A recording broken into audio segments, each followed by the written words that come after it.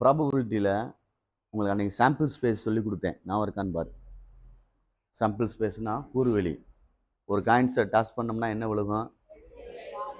2 coins சொன்னால், அதே மாதிரி 3 காயின்ஸு, அப்புறம் டைஸ் சொல்லி கொடுத்தான். 1 டை, அப்புறம் 2 டை, அப்புறம் சீட்டு கட்டு கணக்கு ஒன்று சொல்லி கொடுத்தான். நான் சீட்டு கட்டு கணக்கு நமக்கு போர்ஷன் கிடையாது, இருந்தாலும் நான் சொல்லி கொடுத்தேன். சரியா? ரைட். இப்போ ட்ரீ டயக்ராம்னு ஒன்று சொல்லுவாங்க, மர வரைபடம்னு. ட்ரீ டயக்ராம்னு. Tree diagram. ஒரு பகடையை உருட்டி விட்டோம்னு வச்சுக்கடா, என்னென்னடா விழுகும்? 1 2 3 4 5. இப்படி வரைகிறதான் ட்ரீ டயக்ராம்னு சொல்கிறது. இப்படி வரைஞ்சி காட்டணும். ட்ரா ட்ரீ டயக்ராம் கேட்டு ஒரு டை கேட்டால் இதுதான் அர்த்தம். 1 டை, ஒரு பகடைக்கு உள்ளது. சரியா சொல்கிறது? டே கவனி. ஒரு காயின்ஸ்னு வச்சுக்கவேன். ஒரு காயின்ஸ் அப்படின்னா ஒரு காயின்ஸ் 1 காயின் அப்படின்னா ஒன்று ஹெட்ஸு விழுகும், இல்லைன்னா என்ன விழுகும்? டெயில். இதுக்கு நீ சாம்பிள் ஸ்பேஸ் கீழே எழுதிடு. SC equal to 1, 2, 3, 4, 5, 6. என்ஆஃப்எஸ் எத்தனை இருக்குடா? 6 டோட்டல் என்ஆஃப்எஸ். இதில் ஹச்சும் டீயும், ஹச் டி எத்தனை இருக்குது? என்ஆஃப்எஸ் வந்து 2. இதே மாதிரி 2 காயின்ஸுக்கு ட்ரீ டயக்ராம். 2 காயின்ஸுக்கு 2 காயின்ஸ்.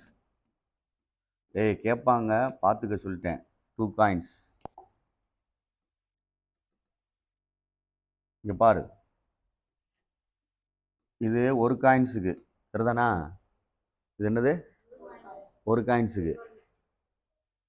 ஒரு காயின்ஸுக்கு இது.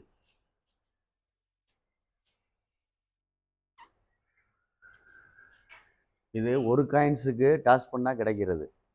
அகெயின் மறுபடியும் இதிலேருந்து 2 வரணும். ஹச்டி. இதுலேயும் அது மாதிரி வரணும். ஹச்டி. பார்த்துக்க எப்படி போட்டேன்னு. ஒரு காயின்ஸுக்கு போட்டேன், அடுத்து ஒரு காயின்ஸுக்கு போட்டேன். எழுதையில் எப்படி எழுதுறேன்னு பாரு.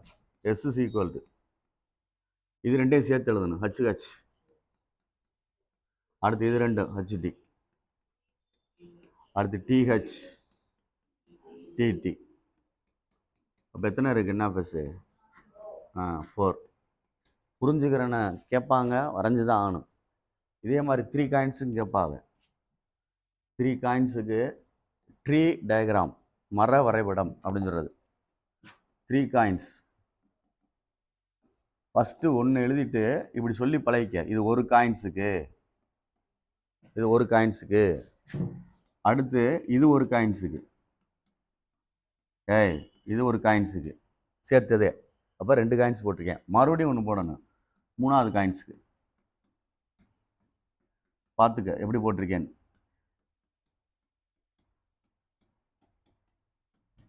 பொறுமையாக செய்யணும். இது ஒரு காயின்ஸுக்கு உள்ளது, எடுத்தானே. அடுத்து இதிலேருந்து 2 போட்டு இதுலேருந்து 2 போட்டால் தான் 2 காயின்ஸுக்கு உள்ளது. அடுத்து இதிலேருந்து 2 போடணும், இதுலேருந்து 2 போடணும், இதுலேருந்து 2 போடணும், இதில் 2 போடணும். அதுதான் எத்தனா காயின்ஸுக்கு? 3ஆவது காயின்ஸ். எழுதையில் எப்படி எழுதுறோன்னு பார்த்துக்கோ. இப்படி நேரம் எழுதணும். ஹச் அப்படின்னு.